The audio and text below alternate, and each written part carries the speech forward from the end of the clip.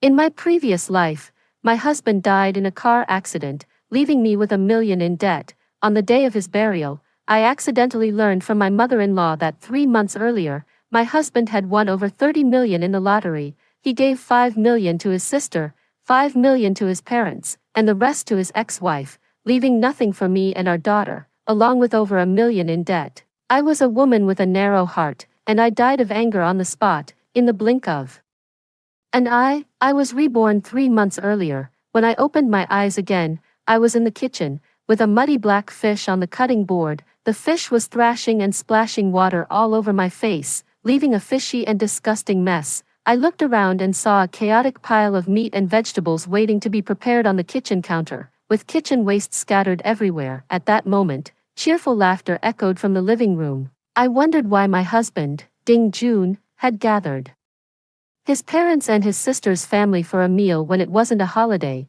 It turned out he had won the lottery and was celebrating at home, thinking about the $30 million prize money after taxes in my previous life, which I never got a single cent of. Anger surged within me. With a loud thud, I plunged the kitchen knife into the cutting board, slicing the plump black fish in half. The fish wasn't even gutted yet, and blood and water spilled all over the cutting board. Oh dear, man likes steamed fish. How can you steam it after cutting it like that? It's disgusting. My sister-in-law, Ding Jiamin, suddenly spoke up sharply beside me. The man she mentioned was my husband Ding Jun's daughter from his previous marriage. I was his first wife. While he was remarried, he had a daughter with his ex-wife and another with me. She kept nagging. Here, take the knife. Ding Jiamin covered her nose in disgust and stepped back. I only know how to work in an office. When have I ever done this kind of work, sis? You're just a housewife, living off my brother, eating his food, and you can't even handle a fish properly. What exactly are you good for? I can't do it. If you're so capable, you do it. I swiftly untied the apron from around my waist and tossed it onto the counter. Ding Jiamin began lecturing me. You get angry after just a couple of words. A housewife with a bad temper won't do. Ding Jiamin was close to Ding Jun's ex-wife and had always looked down on me as a full-time housewife. I curled my lips slightly, choosing not to argue with her. As I stepped out of the kitchen, I saw my daughter, Nyo, crouching in a corner, clutching a doll with a torn belly. My in-laws and Ding Jun were gathered around Ding Man, who was dressed like a princess, chatting and laughing. They didn't seem to notice anything wrong with Nyo, a 3-year-old child, huddled alone in the corner. Nyo had autism, which made her unpopular with the Ding family. I remembered how, in my past life, I had worked tirelessly to prepare a full table of dishes for them, only to find nothing but leftovers by the time I sat down. Poor Nyo was ignored, not even allowed at the table, and ended up eating scraps with me. I felt no tears, only anger burning inside me. Screw the happy family reunion. I picked up my purse, took Nyo's hand, and walked out. Ding Jun called out to me, Su Qing, where are you going? Everyone is waiting. Who will cook if you leave? Suppressing the anger in my heart, I forced a smile and said, we're out of vinegar at home. I'm going to buy some. Ding Jun stood up, waiting for dinner. You start cooking at home first. I'll go buy it. I asked him in return. White vinegar, red vinegar, rice vinegar, fruit vinegar, aromatic vinegar, aged vinegar. Do you know which one to buy? Ding Jun was momentarily stunned, then urged me to hurry up. Ding Jiamin came out from inside. Sister-in-law, don't take Nyo, go and come back quickly. We still have to go watch a movie after dinner. I don't feel at ease leaving Nyo behind. I snorted coldly, pulled Nyo out the door, took out my phone, swiped it, and decisively turned it off. Still waiting for me to come back and cook. Go eat shit, disgusting Ding family. I took Nyo out to eat her favorite pizza, then took her to the play area to play with sand for about 5 or 6 hours. During that time, I also thought things through and calmed down. We didn't return until it was dark. Everyone had already left. Ding Jun sat on the sofa with a stern face, immediately starting to interrogate. Do you even know how to come back? The whole family was waiting for you to come back and cook, but instead, you went out wandering all day without a word, and your phone was off. Mom and Dad had to go home hungry. Do you even have any sense of being a wife or a daughter-in-law? Ignoring the family, the kitchen remained untouched. Ding Jun's stomach growled. and everyone seemed to be waiting to be served. It's quite amusing that no one bothered to cook in my absence. I put on a smile. Oh, it's all because my phone ran out of battery and turned off without me realizing it. Honey, you must be hungry. I'll make you something to eat right away. I quickly prepared 3 dishes and a soup, then gave Ding Jun, who had a dark expression, a way to save face. Do you know why I came back so late? Ding Jun replied irritably. How would I know? I lowered my voice mysteriously. A classmate of mine has some connections at home, and we happened to run into each other and started chatting. Guess what? He gave me a tip. Our district's government service hall and many departments are going to relocate to the Haitang Lake area. They're also planning to build a subway, set up schools, and construct a large shopping mall. Ding Jun moved closer, picked up his chopsticks, and asked with a skeptical look. Really, his father is the second in command in our district. How could what he says be false? Ding Jun fell silent. He knew I had such a classmate. Do you know what this means? The houses in that area are going to increase in price. Ding Jun couldn't help but sneer. Can you afford it? Didn't you win the lottery? 30 million. You could buy over 30 houses by Haitang Lake, right? Ding Jun's pupils contracted as he asked in a muffled voice. Who told you that? I checked the lottery ticket in your pocket for you. Didn't you go to claim the prize this morning? Weren't you planning to surprise me and Nyo? I asked 3 questions in a row. Ding Jun's expression turned uneasy, and it took him a while before he snorted. Since you already know, what's the point of a surprise? If I hadn't asked, he would have kept it from me, just like in my past life. I felt extreme hatred inside, but on the surface, I remained calm. This is truly a once-in-a-lifetime opportunity. Our family just won the big prize, and I've also learned this incredible news. If we buy in early now and sell after the price rises, we could at least triple our money, turning 30 million into 100 million. We wouldn't have to work for the rest of our lives. Ding Jun was a little tempted, but we need to hurry, because opportunities like this don't come by often. I was telling the truth. The news was indeed officially announced about half a month before Ding Jun passed away. The very next day, housing prices in the surrounding area rose by a third. And by the day Ding Jun died, prices had quadrupled. I wasn't afraid of him.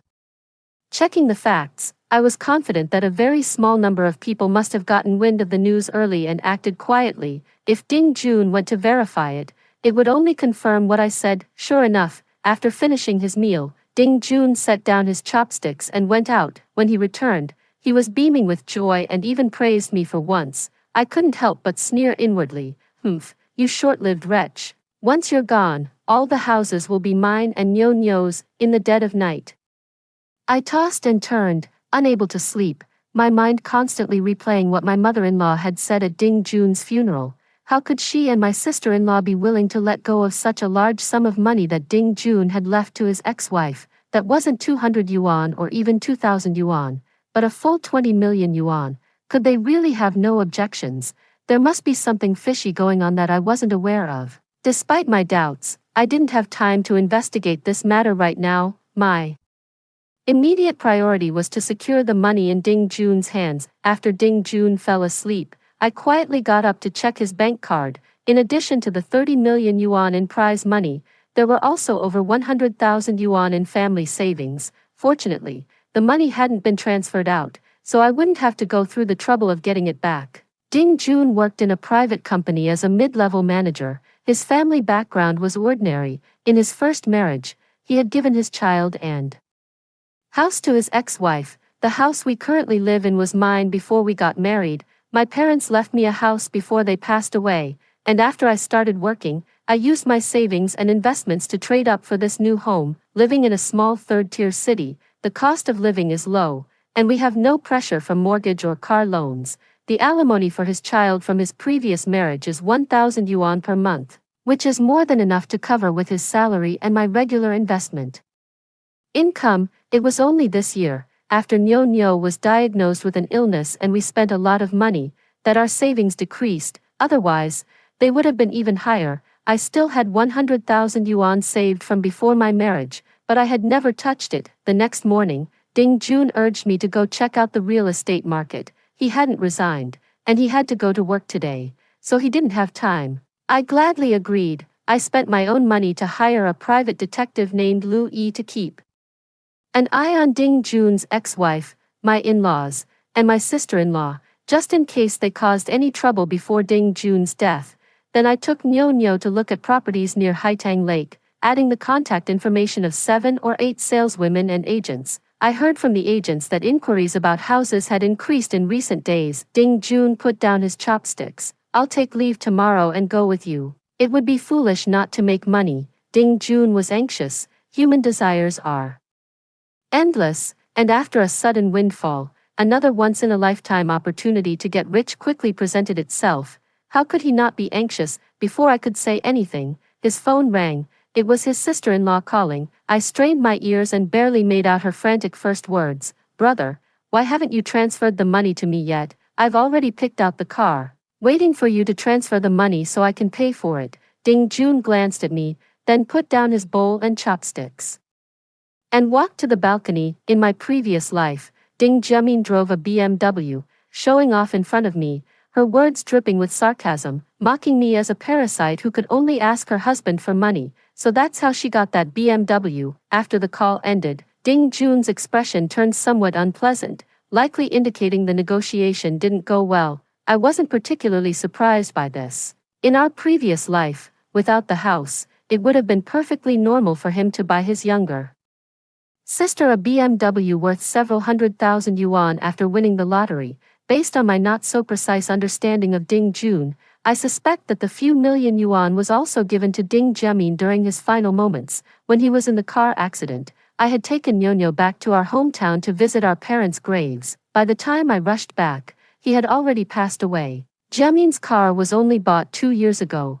Why would she want to replace it so soon? Ding Jun remained silent. I continued, Old Ding, it's not that I'm being stingy, although 30 million is a significant amount.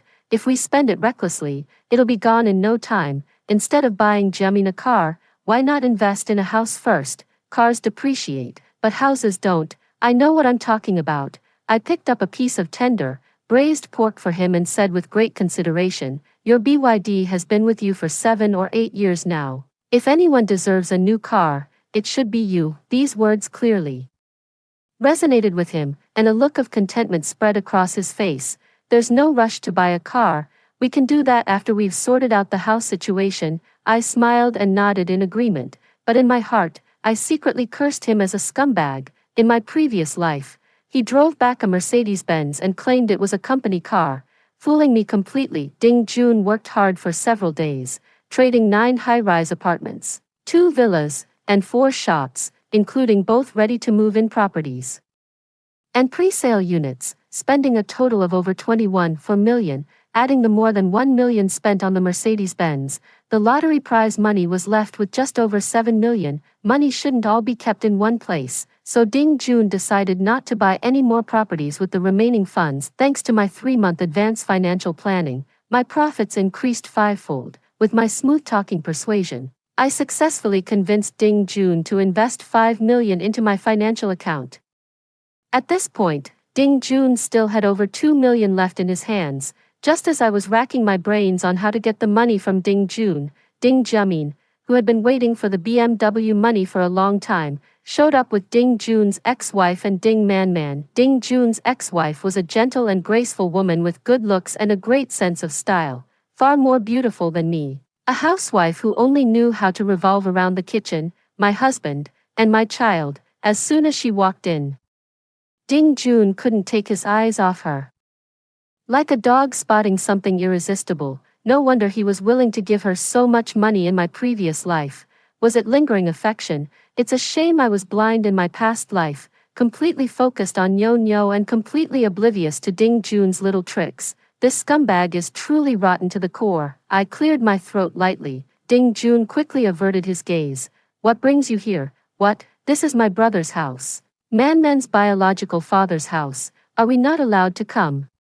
Perhaps because Ding Jun hadn't sent her money, Ding Jiamin's tone was quite unpleasant. Ding Jun's ex-wife chided her gently. Jiamin, watch your tone. I have a business trip next week, so I brought Man over. I happened to run into Jiamin on the way, so we came together. After dropping off Ding Man and leaving her things, Ding Jun's ex-wife departed. Ding Jun asked Man Man to go play in Nyo Nyo's room, but I stopped him. Nyo Nyo is reading a picture book and doesn't like to be disturbed. As soon as the words were spoken, Ding Jiamin laughed, with her silly look. Can she even understand it? Sister-in-law, did you do too many bad things in your past life, and that's why Nyo Nyo turned out like this? Look how smart Man Man is. She got perfect scores again today and still ranked first. I looked at Ding Jun. His expression remained unchanged, as if he didn't take Ding Jiamin's words seriously at all. I knew he didn't like Nyo Nyo, but his attitude still made me furious. Are you happy that Nyo Nyo turned out this way? As her own aunt, Ding Jun finally spoke. Jiamin, no matter what, Nyo Nyo is still your own niece. Ding Jiamin glared at me, snorted coldly, and then turned to cling to Ding Jun, pouting. Brother, when are you going to transfer me the money? I've been wanting that car for so long. It's only 400,000. Just pay for it for me. The relationship between the siblings had always been good. As soon as Ding Jiamin started to act coquettishly, Ding Jun's attitude softened. Seeing him wavering, I quickly said, Honey, since Jiamin likes it so much, just buy her a car. After all, 400,000 is only a year and a half's salary for you. Jiamin, if there's anything else you like, just have your brother buy it for you, since he's got money now. Ding Jiamin's face lit up with surprise. She hadn't expected me to speak up for her. Really, brother? We also have our eyes on a large flat in the city center. It's in the experimental elementary school district. Only 5 million. Help us buy it.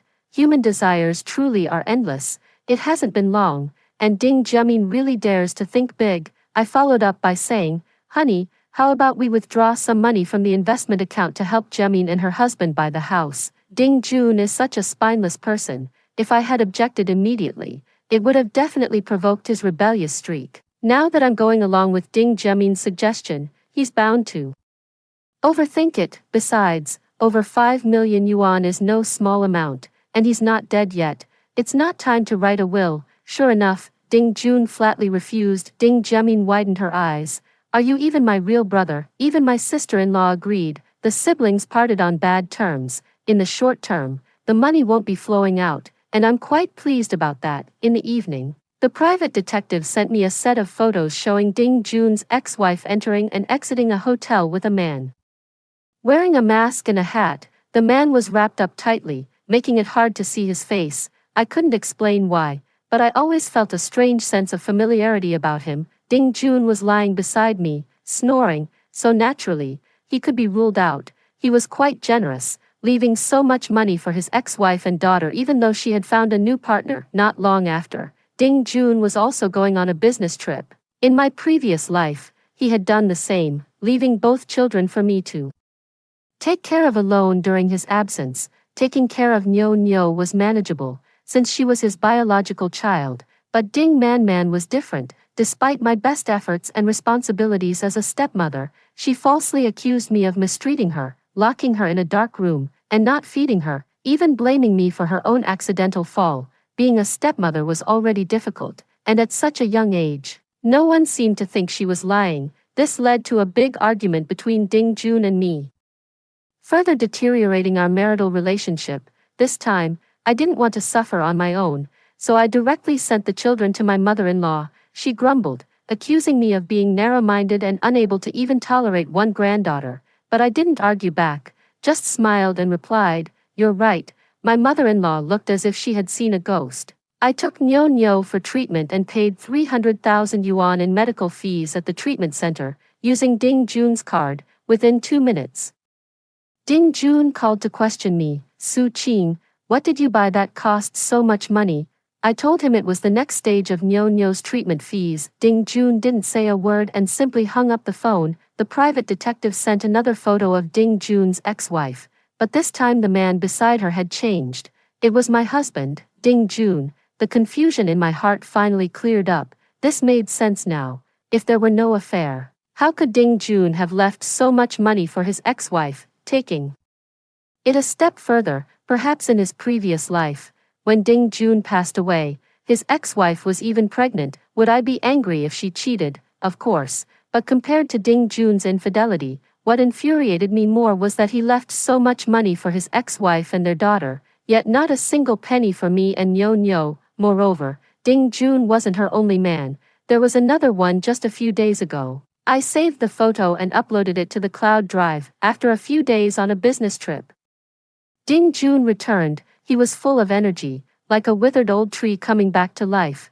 While he was asleep, I checked his bank card again and discovered a large transfer of 300,000 yuan. The recipient's account name was Lin Chun, Ding Jun's ex-wife. When I transferred 30,000 yuan, he anxiously called back to question me, yet when it came to transferring money to someone else, he was incredibly generous. Silently, I operated his account, took photos and recorded videos, and uploaded them to various cloud drives for safekeeping. It wasn't time to confront him yet. Perhaps feeling guilty, Ding Jun specially bought me a Van Cleef and Arpels necklace I had been longing for, worth over 30,000 yuan, 1/10 of what he gave his ex-wife. I urged the private detective to keep a close watch and find Lin Chun's other man as soon as possible. In addition to taking Nyo for consultations and training, I made time to visit the beauty salon for treatments and hair styling, and I even bought a month-long package in one go. People rely on clothes to look good,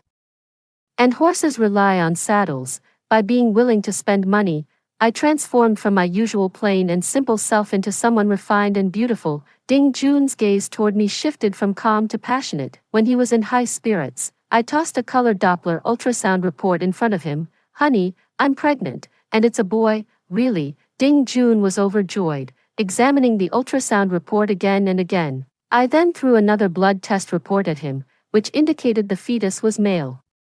I specifically spent money to check. Once the baby is born, we'll know for sure. How could the doctor be wrong? All of these are fake certificates I had made online. No, I'm just too happy. I feel sick seeing his expression of tears of joy. Ding Jun doesn't look down on girls, but he definitely values boys. Back when he divorced Lin Chun, it was because of the child issue. Lin Chun didn't want to have a second child. While Ding Jun and his mother wanted a boy, they argued every couple of days. And no matter how good the relationship was, it wore thin. After the divorce, he found me, the one to take over. I found out too late, when I was already about to give birth. After giving birth to Nyo, although Ding Jun was disappointed, his attitude toward her was still okay. After all, I was young and healthy, and we could still have a second child. After my postpartum recovery, he and his mother teamed up to pressure me to have another one, but I refused without hesitation. The child was still young, and my mother-in-law didn't help take care of her. How could I possibly have another? When Nyo was 2 years old, we noticed something was off, and after she was diagnosed with autism, it became even more impossible for me to have another child. Now, seeing that I'm pregnant, and with a boy, he couldn't be happier. Ding Jun wanted to call his in-laws to share the good news, but I stopped him. Not yet. Let's wait until the child is stable, so as not to worry our parents. Ding Jun put down his phone as instructed and came over to give me a big kiss. I forced a smile to go along with him. He was very attentive, treating me much better than before. After resting for a few days, I mustered my emotions and threw a stack of washed photos at him. The photos of him embracing Lin Chun and being affectionate with her, entering and exiting hotels, scattered all over the floor. Ding Jun was shocked and panicked, his face a mix of emotions. I covered my face, the tear gas on my hands making big tears fall down one after another. "That's how you treat me, Ding Jun?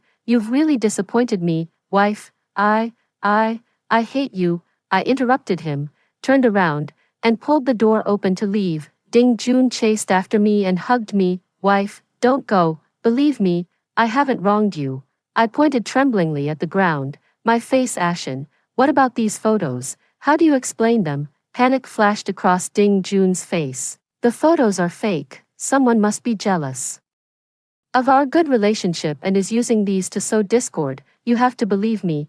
"Was the 300,000 yuan you transferred to Lin Chun also fake?" I couldn't help but shout out. Ding Jun's pupils contracted, and he mumbled with his lips, "How can physical and emotional matters be conflated? Physical infidelity isn't really infidelity. As long as my whole heart belongs to you, what does it matter who I sleep with?" Oh my God, this despicable person has such nerve. How can he even say such Nonsense, I feel like I'm possessed by a whirlwind of emotions, my hands don't know where to put themselves, and I'm genuinely afraid I won't be able to resist slapping him across the face. Take a deep breath, try to calm myself down, you've gone too far. Still thinking about Lin Chun, why did you divorce her and then come to bother me? How are me, Nyo, and our son supposed to live like this? I was sobbing so hard that I could barely catch my breath. I had used waterproof makeup, and the tears rolled down in big drops, not affecting the meticulously prepared makeup I had spent so much time on.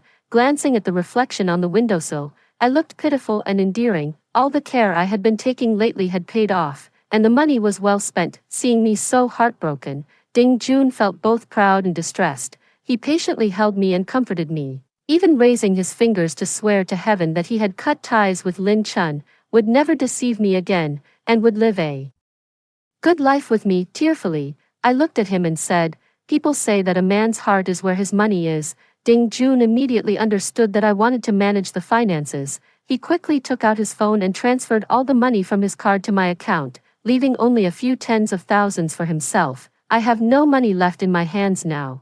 Can you believe me now? I reached out to touch my flat belly. Make a will. If you die, all the inheritance will go to me and the kids.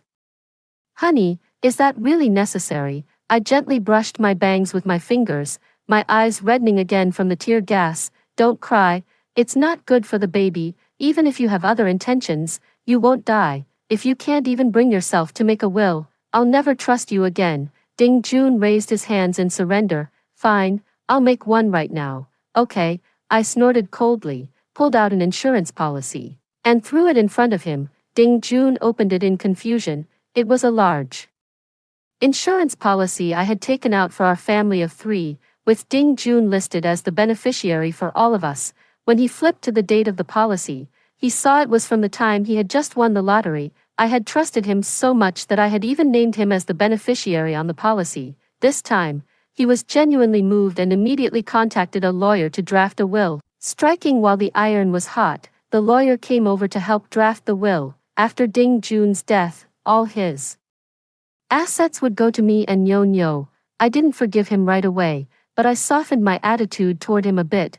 I also insisted that he have the will notarized. Ding Jun, concerned about the baby in my womb and worried that my depression might affect the child's development, had no choice but to take me to have the will notarized. At this point, there were 15 days left until Ding Jun's death, and the notarized will would take at most 15 days to be issued. 8. After everything was settled, the official announcement was released. The rumors were confirmed. The government service hall and many other institutions would be relocated to the area around Haitang Lake, making the rise in housing prices a certainty. Ding Jun was overjoyed, hugging me and showering me with praise. I was in a pretty good mood too. The will was taken care of, housing prices were about to rise, and now all that was left was to wait for Ding Jun to die. However, before waiting for Ding Jun to die, there was still one matter that hadn't been settled. Ding Jiamin's sister-in-law took out a loan to start a business and asked Ding Jiamin and her husband to act as guarantors.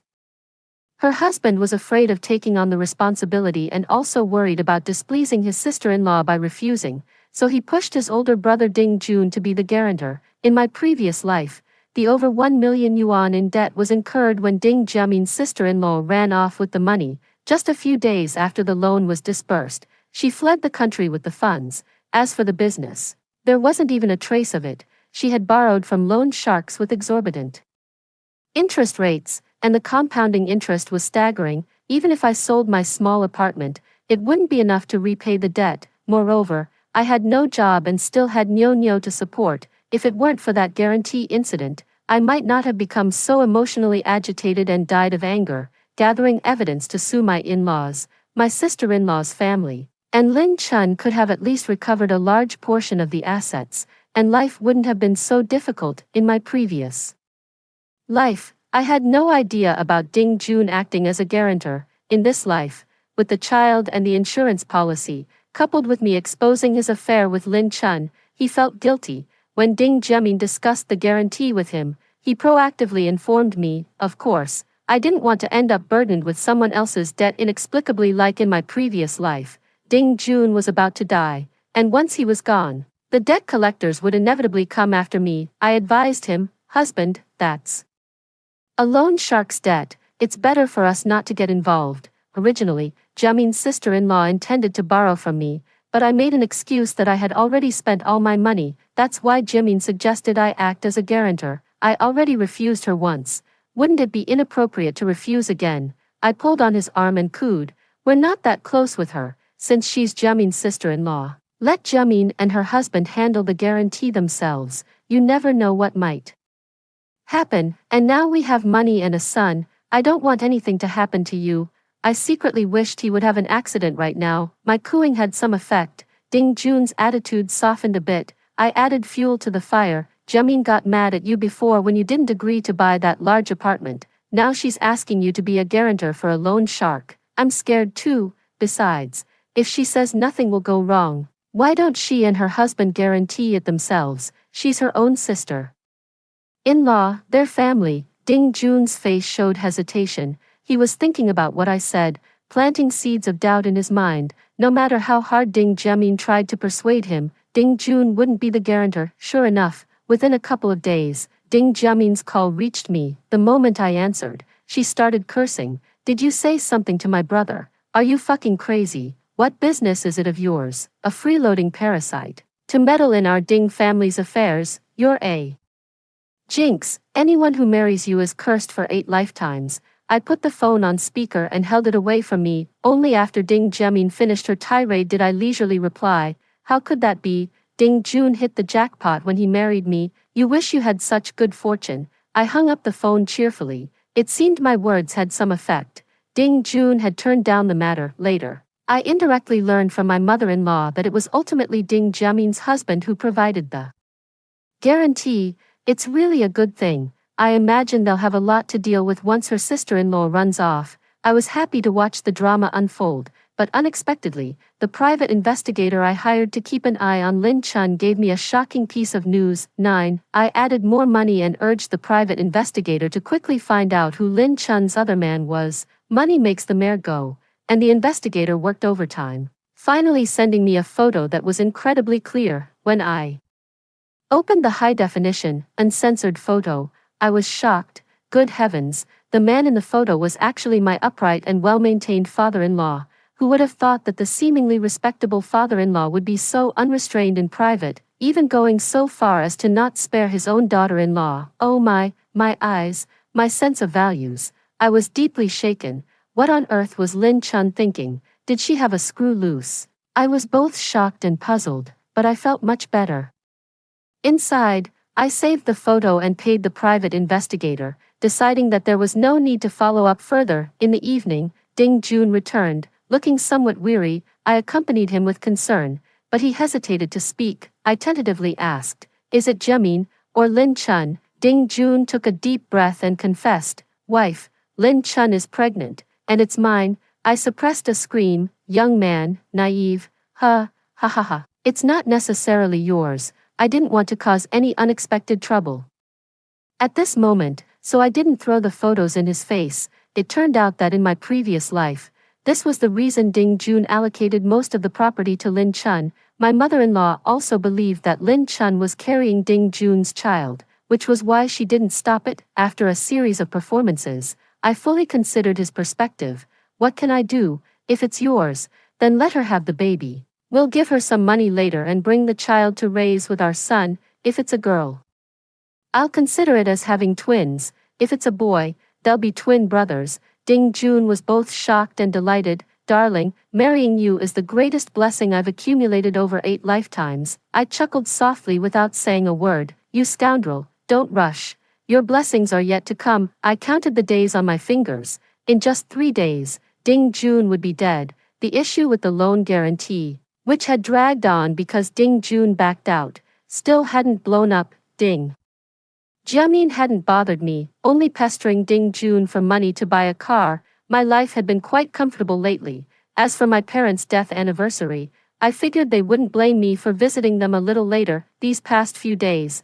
I deliberately cleared my schedule and waited at home. The day the notarized document was ready, I went to pick it up right away. When I got home, I received a call that Ding Jun had been in a car accident and was in critical condition. I dropped Nyo off at the rehabilitation institution and then drove to the hospital, armed with tear gas. I found the emergency room. After being reborn, I couldn't shed a single tear. My in-laws and Ding Jiamin had already arrived. Not long after I got to the hospital, Lin Chun brought Ding Man as well. My mother-in-law was so anxious that she almost fainted. Ding Jiamin, staring at the red light above the emergency room, vented her anger on me. Are you a snail? Why are you so slow? How exactly did you take care of my brother? How could he have gotten into a car accident?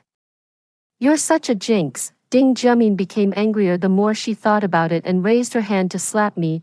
I grabbed her wrist and slapped her back. How dare you blame me? If it weren't for the constant harassment over the guarantee and buying a car and house, how could he have been so distressed and unable to sleep, leading to the accident? Ding Jiamin was stunned by my slap, covering her face in disbelief. How dare you hit me? Don't believe me. I gave her another slap. Now you should believe it. 10. Ding Jiamin's eyes blazed with fury as she reached out to scratch me. My father-in-law coldly snapped, "Get out and make a scene." I shook my hand, indifferent, and leisurely sat down to wait. After what seemed like a long time, the light in the emergency room went out, and the doctor walked out. "Go in quickly if you have anything to say." That's what I wanted to hear. I couldn't care about anyone else anymore and quickly reached out to cover my eyes. My mother-in-law threw herself onto the bed and hugged Ding Jun. It seemed like a final surge of energy. As Ding Jun could still speak intermittently, he pointed in my direction and had just uttered the word, "child," when my mother-in-law quickly pulled Lin Chun out from behind me. "Son, don't worry, the child's mother and Chun will definitely take good care of him." Lin Chun, with tears in her eyes, said, "Ah Jun, rest assured, I will definitely give birth to the child and raise him well." Ding Jiamin, afraid that Ding Jun would pass away without making proper arrangements, anxiously spoke up, "Brother, where did you put the property deed and money? Hurry and tell mom and dad. Don't let Su Qing, an outsider, take advantage." "Yes," the mother-in-law quickly chimed in. "Chuan's ultrasound shows it's a boy. Where are your money and house? Tell your mom, and I'll keep all your money for you. I'll give it to my grandson when he grows up." The father-in-law also spoke up. Chun is giving you a son and a daughter, so it's only right not to treat her unfairly. Brother, don't be soft-hearted at a time like this. The money is ours, and we can't let outsiders and fools benefit from it. Ding Jun opened his mouth, but for some reason, no words came out. I rolled my eyes and pulled them apart. Outsiders and fools. Are you talking about me and Nyo? As for Lin Chun's son, not only has he not been born yet, but even if he is, who knows if he's Ding Jun's? I leaned close to Ding Jun, my eyes brimming with tears. "Husband, does it hurt? Please don't go." "Okay, I can't bear to let you go." Ding Jun trembled, trying to move his hand to my face. "Wife, I'm sorry." With reddened eyes, I shook my head, opened my phone's photo album, found the photo I had saved earlier of Lin Chun and my father-in-law, and held it in front of Ding Jun. "Look, this is your child. Isn't it beautiful?" Ding Jun's pupils contracted sharply, and suddenly he began gasping for breath heavily. The monitor beside the bed beeped frantically and loudly. I leaned close to his ear, tears streaming down my face, and whispered in a barely audible voice, "I've known for a long time that they were together. How does it feel, knowing it's your own father?" "Not so great, is it? When you cheated on me, I was just as angry." "Oh, you have no idea how long this has been going on. Is Man really your child? Or your father's? You've finally gotten what you deserve. What goes around comes around. Karma never misses its mark." Thinking back to my past life, I single-handedly arranged Ding Jun's funeral while dealing with violent debt collectors. Not only did the Ding family refuse to help, but they also blamed me for Ding Jun's death, accusing me of abandoning him alone at home to care for my deceased parents. They said it was my fault for not taking good care of him, which led to the car accident. As a housewife who had been out of society for years, with a sick 3-year-old child to care for, the exhaustion and helplessness made me want to end it all. I truly didn't want him to rest in peace. I wanted him to die with his eyes wide open. The scumbag Ding Jun twitched, his eyes bloodshot as he glared at me. "Honey, what's wrong? Don't scare me." I panicked and, after shouting for the doctor, leaned close to his ear, my voice filled with grief and anger. "I'm not pregnant. the pregnancy test was fake. The large insurance policy was fake. It was all a trick to deceive you. Ding Jun's body trembled, his eyes suddenly widening, his hand dropping limply, his eyes not even closing. His expression was truly satisfying.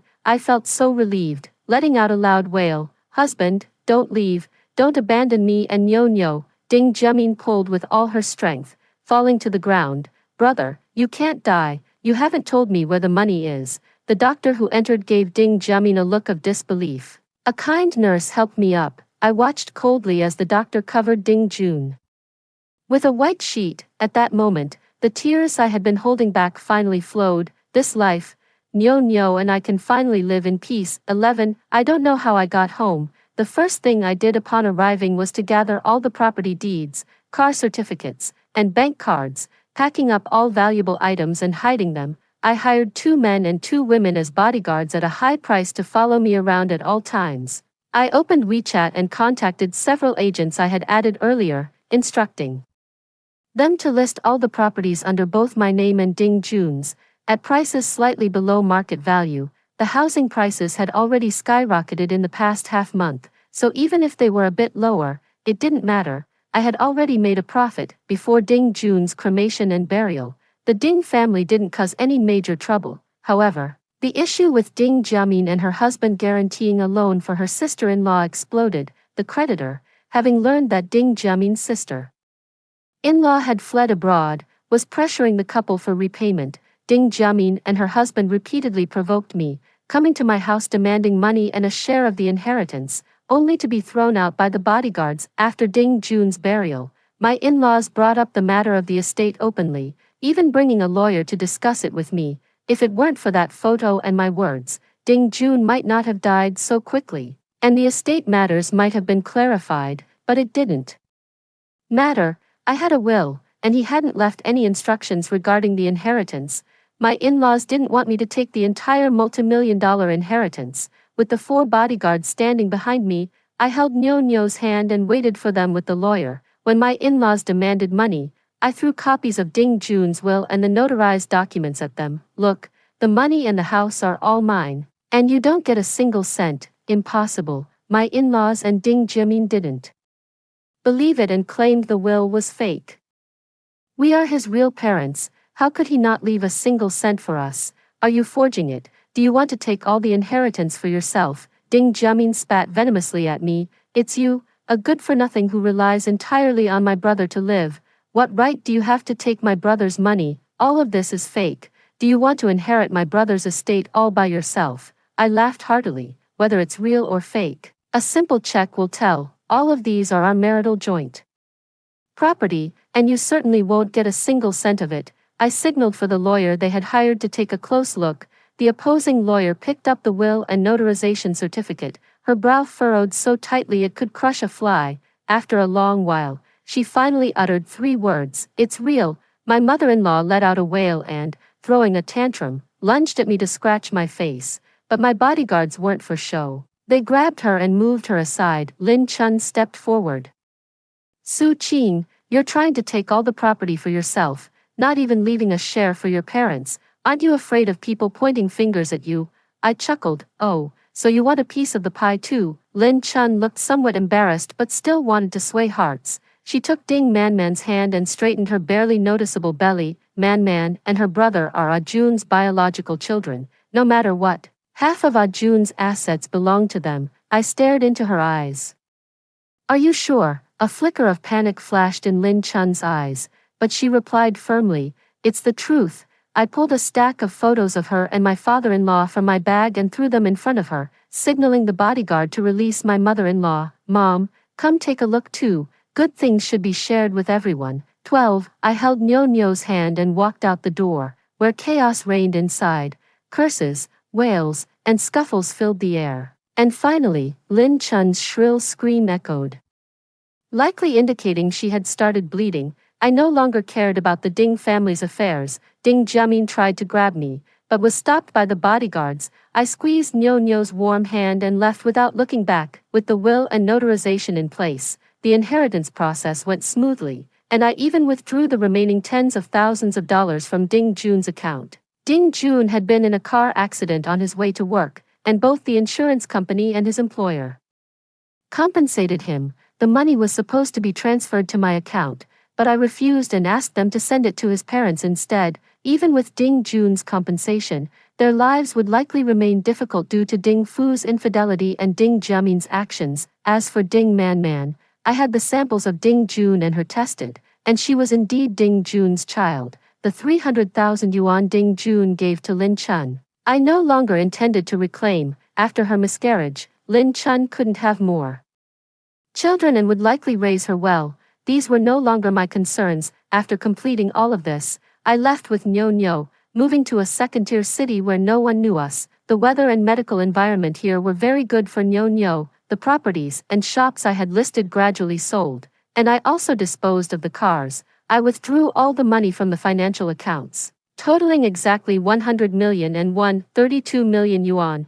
I spent some money to buy a 2-bedroom apartment in the city center, where Nyo and I temporarily settled down. The money was distributed across several banks, earning interest. I began taking Nyo for rehabilitation interventions. I took Nyo to multiple hospitals and rehabilitation centers, traveling far and wide. With money in hand, we didn't suffer much. Nyo started intervention early, and the rehabilitation treatment had excellent results. On her 5th birthday, she finally called me Mom. The doctor said Nyo's condition was very good and there was a high possibility she could recover to the point of attending school. Overjoyed, I turned to look out the window. Green willows were sprouting, flowers were blooming, and the vibrant spring had arrived. Nyo sat quietly on the thick carpet, playing with building blocks. Noticing my gaze, she looked up and gave me a sweet smile. After hearing the first story above, what are your thoughts? Feel free to share your opinions in the comments section. Next, there is another similar story. Let's continue to see. Reborn. Before the Great Famine, I decisively sold the space jade bracelet to a second-hand dealer for just 1 cent, because in my previous life, the educated youth Lu Hao, whom I admired, used marriage as a threat to take my family heirloom jade bracelet as a dowry and gave it to his white moonlight, Lin Qingru. During the 5-year famine that followed, Lin Qingru and Lu Hao lived a life of luxury, enjoying delicious food and drink. Meanwhile, kept in the dark, I dared to eat only half a coarse pancake a day, working diligently like an old ox to manage the entire household. Whenever I was exhausted, Lu Hao would gently hold me in his arms. Xiaodi, once we get through the famine, I'll treat you well. If you're really tired, just rest for a while. It's all my fault for being useless. Moved to tears, I continued to force myself to serve as the family's unpaid nanny. Until the last year of the famine, I was starving to the point of being skin and bones.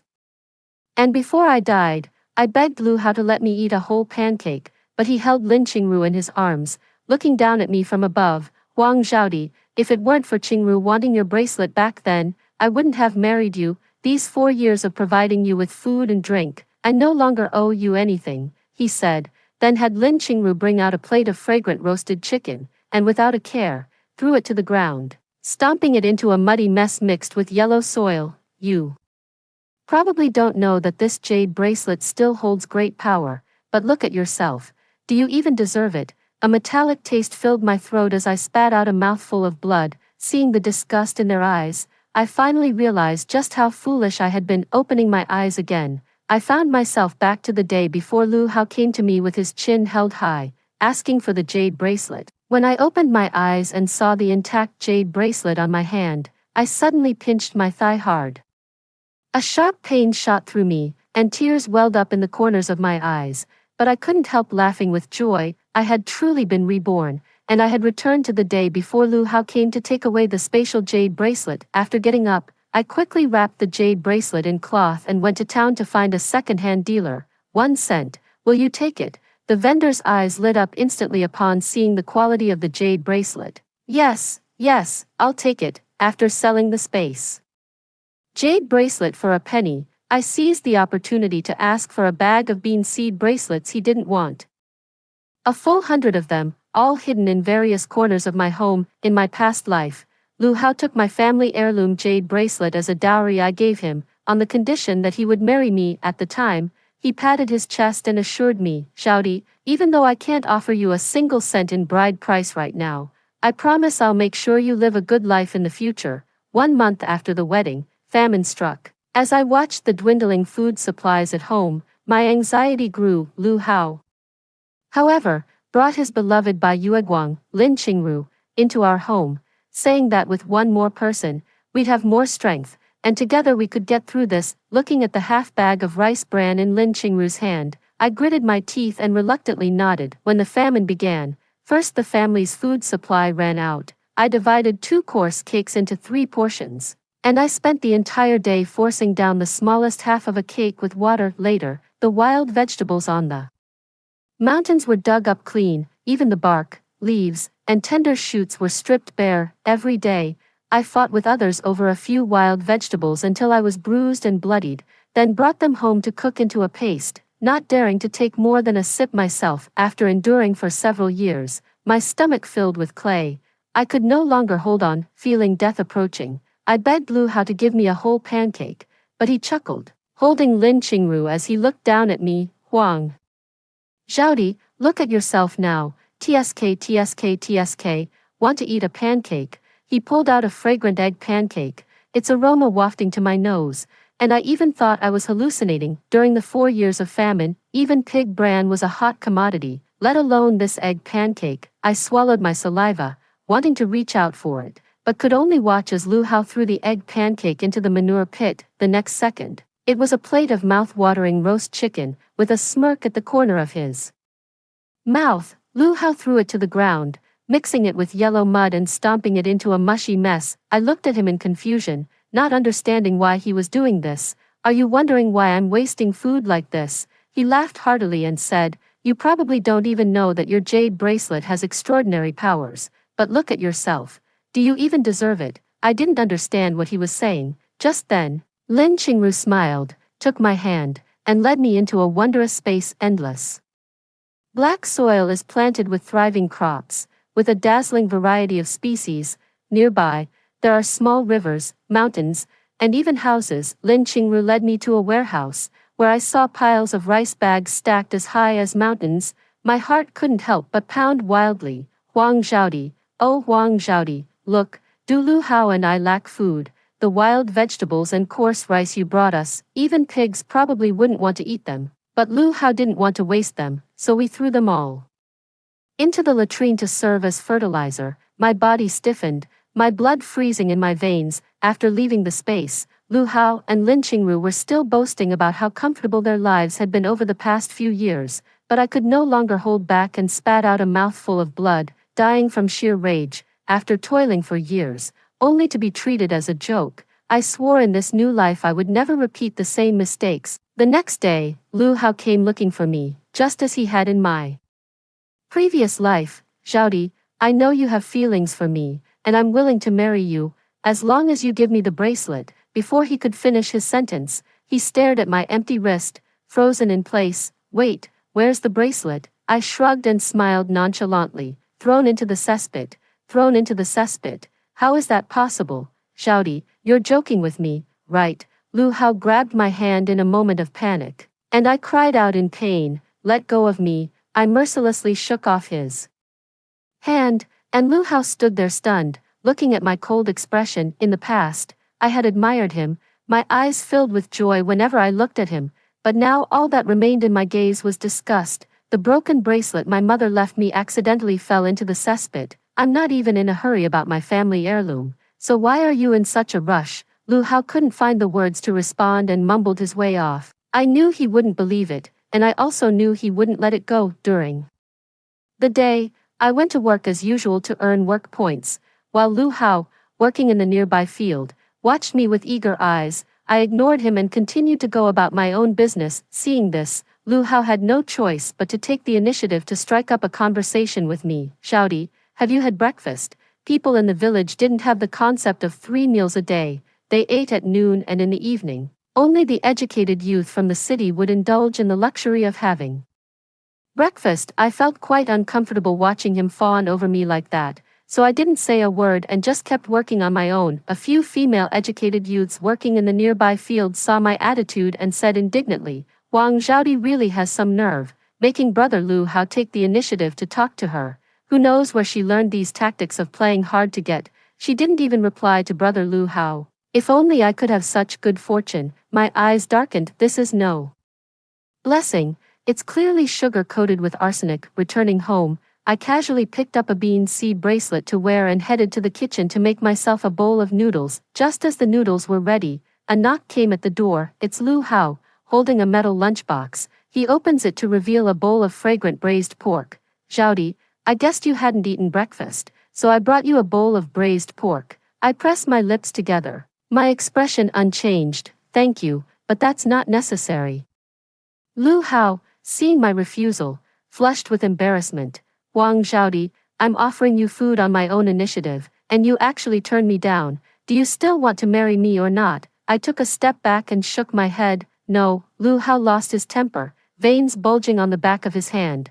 Wang Zhaodi, I know you're practically going crazy wanting to marry me, but is it really necessary for you to lie? I just want your jade bracelet. Do you have to be so guarded against me? This display of temper was exactly the same as in my past life, and I couldn't help but shrink back a little. In my past life, it wasn't that I hadn't doubted the relationship between Lu Hao and Lin Qingru. After all, the ambiguous looks between them couldn't be faked, but every time I was about to speak, Lu Hao would interrupt me. He would keep a stern face and remain silent, waiting for me to doubt myself and then take the initiative to apologize to him. He was unpredictable with me, yet he always greeted Lin Qingru with a smile. How could this not make me overthink? I looked up at him and said word by word, it's not that I'm guarding against you, but the bracelet was already dropped by me into the cesspit. If you really want it, go find it in the cesspit yourself. After I finished speaking, ignoring Lu Hao's livid and ugly expression, I immediately closed the door. After taking a deep breath, I looked up and suddenly met Lin Qingru's smiling gaze. Her body stiffened. She grabbed my hand and pushed up the sleeve, pointing at the bracelet on my wrist and calmly said, lost? Then what is this on your hand? I forcefully pulled my hand back, a flicker of guilt flashing in my eyes. This is my bracelet. Lin Qingru smiled indifferently. Didn't you say your jade bracelet was lost long ago? Then the one in your hand is mine now. Wang Zhaodi, I have no grudge against you. Why did you steal my family heirloom jade bracelet? Lin Qingru's last words were spoken with a loud voice. Upon hearing this, Lu Hao immediately kicked the door open and barged in. Lu Hao looked at the bracelet in my hand, and a flash of joyful light instantly appeared in his eyes. Wang Zhaodi, I never expected you to be this kind of person. Give the bracelet back to Qingru right now. Watching the two of them play off each other, I couldn't help but laugh at myself. How foolish I must have been in my past life not to realize they had already been secretly together. Seeing that I remained silent, Lu Hao threatened me again with marriage. Wang Zhaodi, if you give the bracelet to Qingru now, I'm willing to marry you.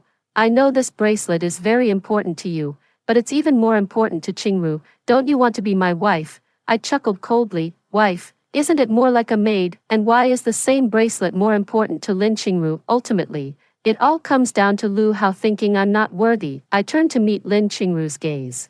Aren't you afraid I'll call the police and have you arrested for twisting the truth like this? Lin Qingru laughed indifferently. Have you forgotten what my father does for a living? My pupils trembled with shock. Lin Qingru held considerable prestige among the newly arrived educated youth, and even the village chief had to show her some respect, all because her father was a high-ranking official in the city. That's why she could act so brazenly now. I sneered, gritted my teeth, pushed past the two of them, ran to the manure pit beside the yard, took off the bracelet, and threw it inside. Lin Qingru and Lu Hao hurried over just in time to see the white jade bracelet slowly sinking into the pit. Lin Qingru felt a surge of blood rush to her head, her temples throbbing violently. She raised her hand and slapped me across the face without a hint of mercy, her eyes blazing with fury. It took her a long moment before she managed to squeeze out a low, guttural roar from her throat.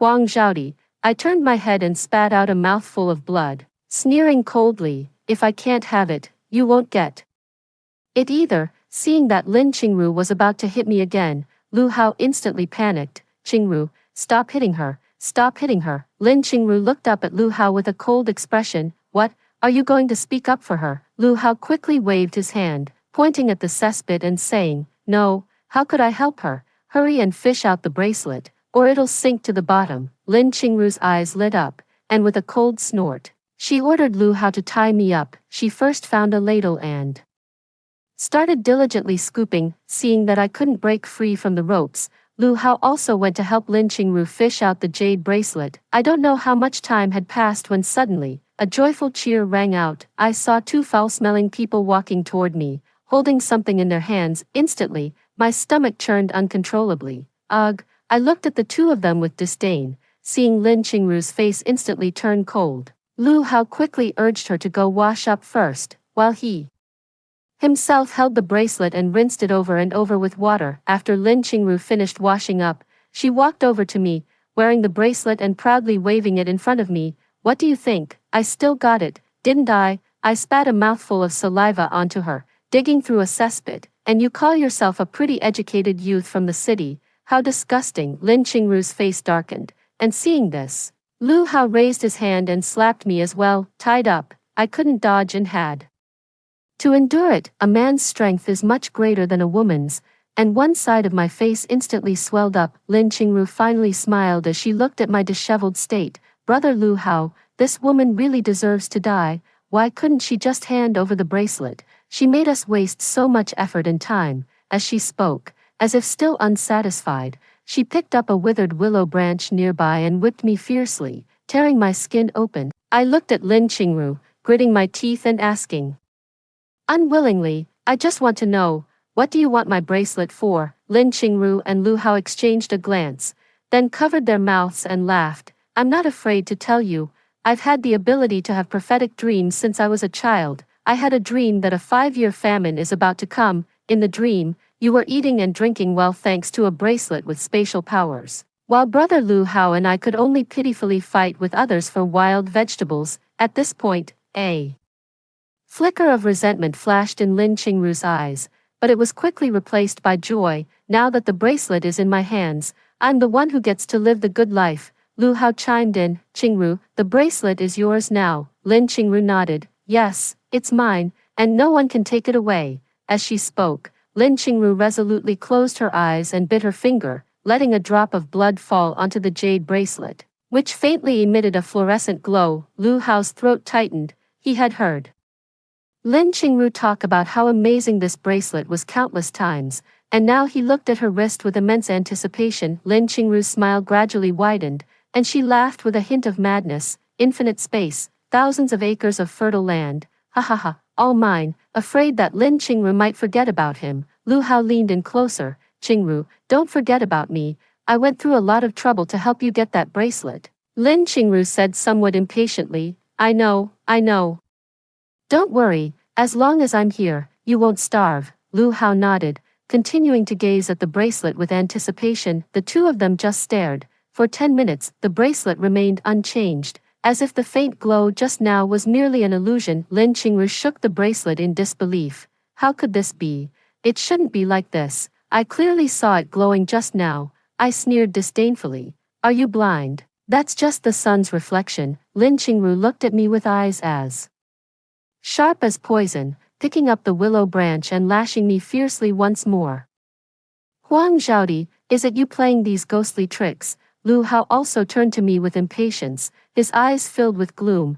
Huang Zhaodi, why bother resorting to such petty schemes? Aren't you just making things harder for yourself? Tell me, where is your real family heirloom jade bracelet? I turned my head away and said nothing, putting on a defiant look as if I had nothing to lose. This indifferent attitude infuriated Lin Qingru, who sneered coldly. I was thinking that when the famine comes, I might still spare you a few mouthfuls of pig feed. Huang Zhaodi, you brought this upon yourself. You don't know when to stop. With that, she barged into my room with Lu Hao, swaggering all the way. The two of them began searching and soon found a bracelet. I found it. Lin Qingru smiled happily, locking eyes with Lu Hao, who was also holding a bracelet and beaming with joy. Qingru, I found one too. Lin Qingru's smiling face instantly froze. She rummaged under the bed again, only to find 10 bracelets lying neatly in a row, in the wardrobe, 5 more, in the firewood pile, 7, in the kitchen salt jar, 1, finally, the two of them carried a whole pile of bracelets and placed them in the yard. After counting, Lu Hao swallowed hard. Qingru, there are 99 in total, plus the one in your hand. That makes 100. Lin Qingru was almost amused to the point of anger. She raised her hand and pinched my chin. Wang Zhaodi, are you messing with me? Is this fun? She was somewhat hysterical, taking off the bracelet on her hand and smashing it fiercely to the ground, shattering it into pieces. She had Lu Hao drag me over to that pile of bracelets, pressing me firmly to the ground. Believe it or not, I'll kill you. Hurry up and tell me, which one is the real one? I smiled. Isn't it really simple to tell which one is real? Don't you have prophetic dreams? Why don't you take a nap and let your dream tell you? Or you could just bleed a little and try each one.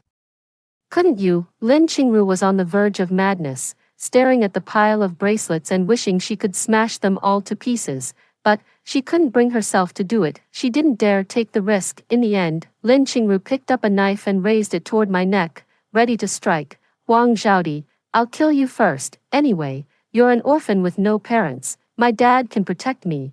I'll try them one by one. I refuse to believe I can't figure it out. Lu Hao was a bit nervous and tried to stop Lin Qingru. Just as the knife was about to fall, the roar of a car engine sounded at my doorstep. In the 1970s, even an ox cart was considered an unimaginable luxury, let alone a car. Lu Hao cautiously glanced outside, then swallowed nervously and said, Qingru, it's a military vehicle. Lin Qingru shot me a resentful look and said, you got lucky. Then, she and Lu Hao each grabbed a pile of bracelets and hurriedly ran off, not leaving a single one behind. The courtyard gate opened, and several soldiers quickly came over to untie the ropes binding me.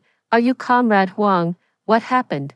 Are you all right? I shook my head. I'm fine. The next second, my body, which had been barely holding on, sent me a danger signal, and I could no longer hold back, fainting directly. When I woke up again, I was already lying on a hospital bed in the clinic. As I groggily opened my eyes and saw a man in a Zhongshan suit sitting beside me, I instantly became alert. Back then, I didn't simply sell the bracelet to the second-hand dealer for a penny. Along with it, I also gave him 2 letters. One is for him, containing $5, asking him to hand the bracelet over to the government. The other is for him to deliver to the government, containing instructions on how to use the bracelet. I know that possessing a treasure can bring trouble. Rather than holding onto it and making it a hot potato, it's better to hand it over to the country and let the state decide. It seems now that the country has understood the importance of this bracelet. Seeing me awake, the leader kindly handed me a glass of water. Comrade Huang, have some water first.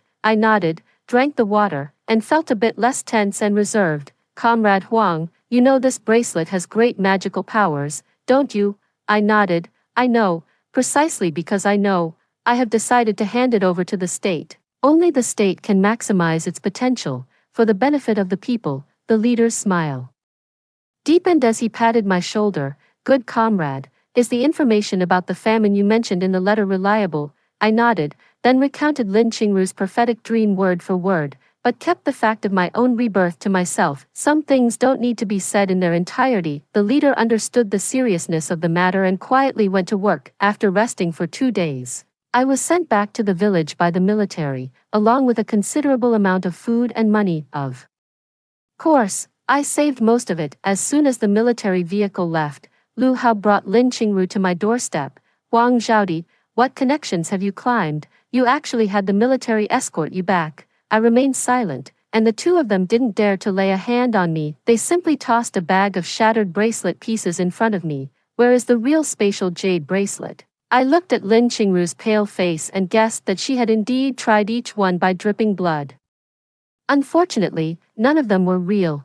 I don't know, is it really not in there? Seeing my innocent expression, Lin Qingru felt so breathless that she could barely stand, and Lu Hao quickly helped her up. Lu Hao let the weak Lin Qingru lean on his shoulder, looking at me with a somewhat complicated expression, then slowly began to speak. Zhaodi, I didn't think this through properly from the start. Take out the jade bracelet. Qingru just doesn't want to starve to death. Once she gets the bracelet, she'll share half of the food inside with you. I didn't say a word, my expression unchanged as I watched the 2 of them. Lu Hao paused for a moment and continued, Zhaodi, you've changed. I used to think you were a selfless and dedicated comrade, but now you've become so selfish. It makes me feel like I don't know you anymore. As he said this, He slightly narrowed his eyes and turned what he believed to be his most handsome profile toward me. Thinking of my past self, I dug my nails into my palms and smiled self-mockingly. I was indeed quite selfless back then. With just a word from you, you easily handed over your farm work to me, then took full credit for 10 work points without a second thought. The meat coupons I couldn't bear to use, the fabric coupons I was reluctant to spend. You took them all, yet you never once mentioned the relationship between us, Comrade Lou. Shall we settle the score? Let's calculate exactly how much you owe me. Oh no, perhaps not just me. In the village, at the educated youth office.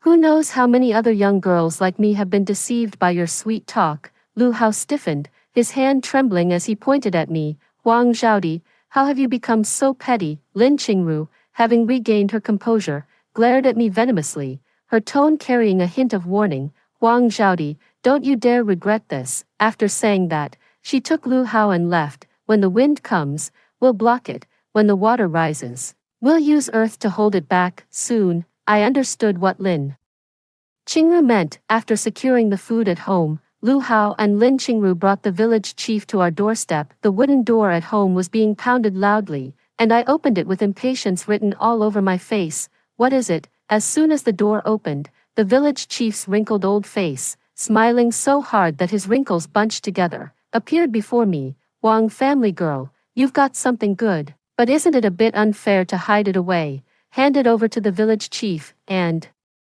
let the village distribute it. I'll make the decision. You'll get 30% of the benefits. How about that? Coming right out with such an outrageous demand, my expression instantly turned sour. 30%?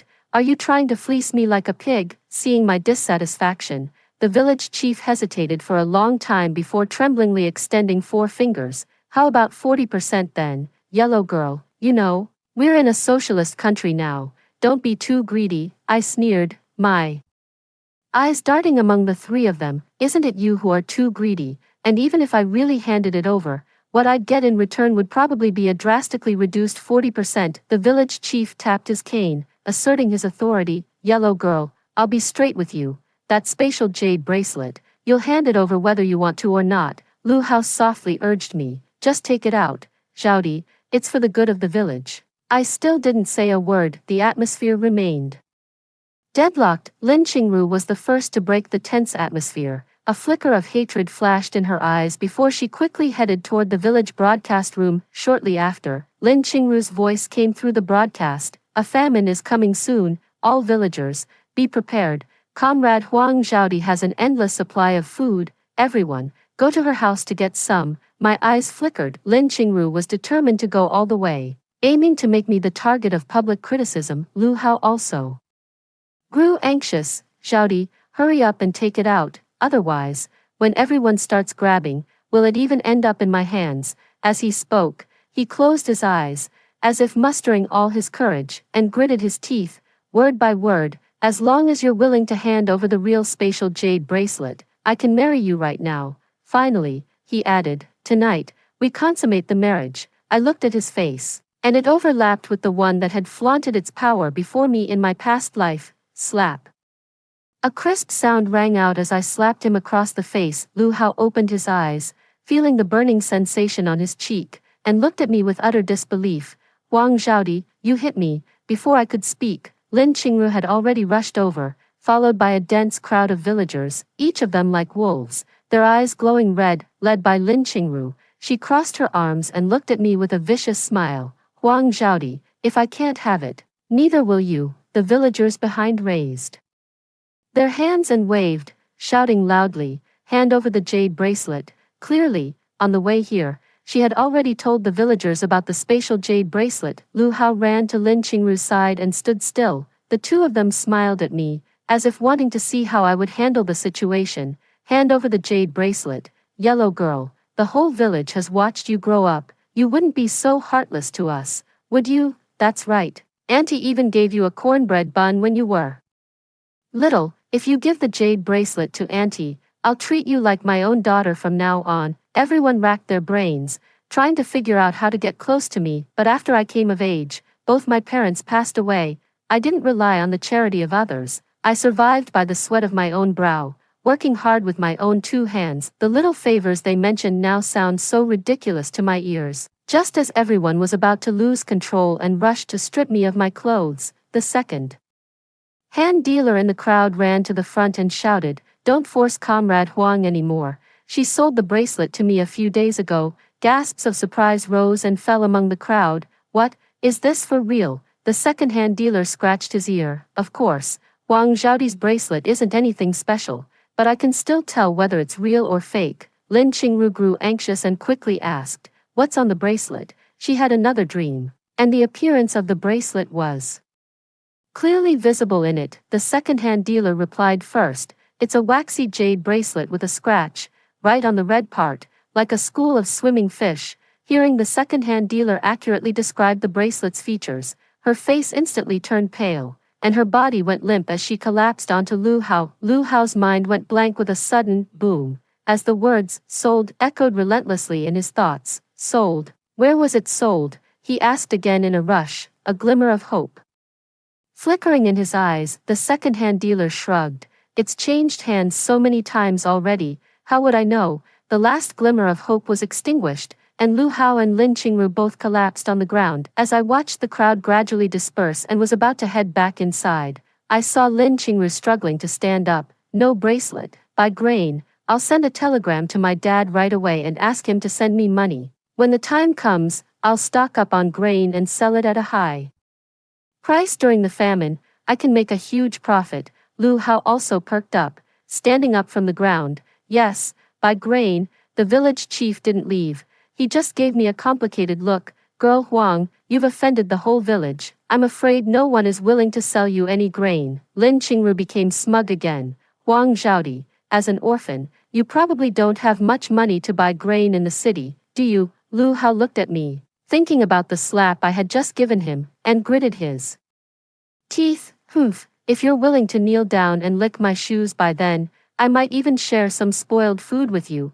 They burst into laughter, as if they could already see me destitute and starving by the roadside when the famine arrived a few days later. Perhaps because the news of Lin Qingru's prediction of the famine had already spread, neighboring villages began hoarding grain on a large scale, and the frenzy spread to the city, where the supply and marketing cooperatives were completely emptied of food. Everyone was spending their entire fortune to stockpile grain at home, filled with anxiety and fear over the impending famine. And as the village chief said, almost no villagers were willing to sell grain to me. When I woke up at midnight a week later, I spotted several sneaky figures by the courtyard. Feeling uneasy, I rushed to the kitchen to check. Sure enough, all the grain had been stolen clean, but they left me 2 bags of rice bran, as if mocking me. Early the next morning, it was the very day the famine had arrived in my previous life. The sky was like a piece of scorched blue cloth, faded and pale, its edges curled with burn marks. Birds and beasts cried out restlessly,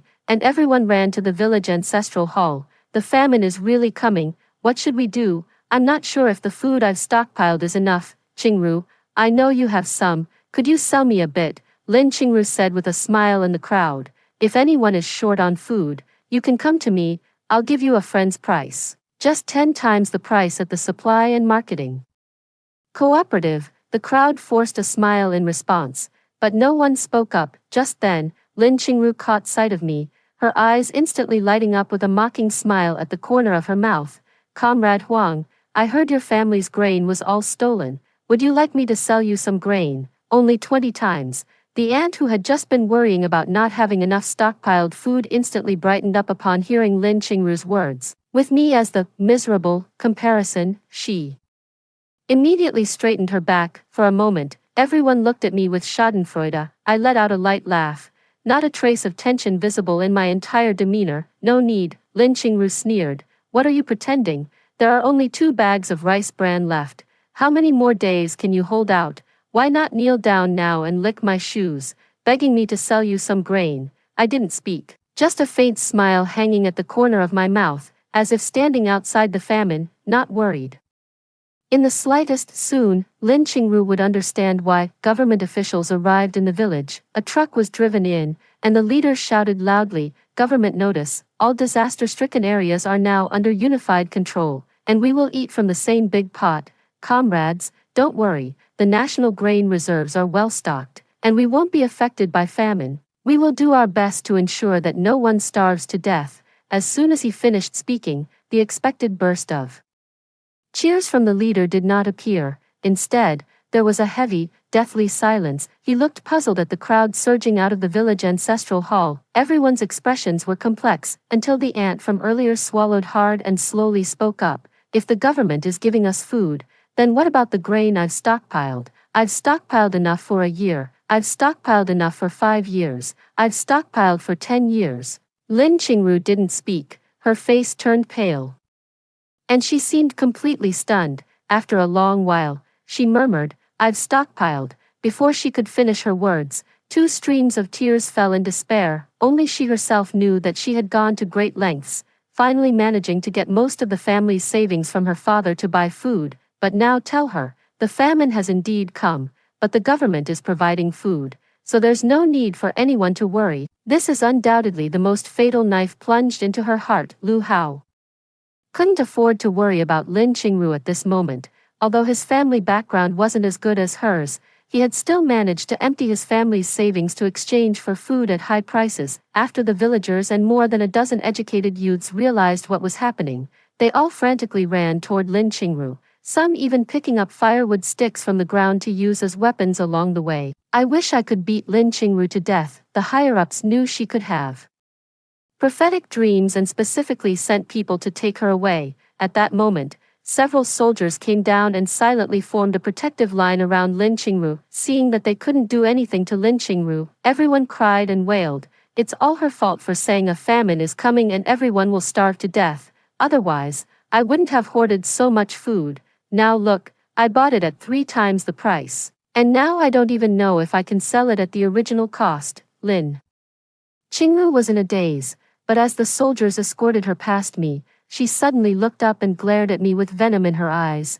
"It was you, wasn't it? Did you hand the jade bracelet over to the state?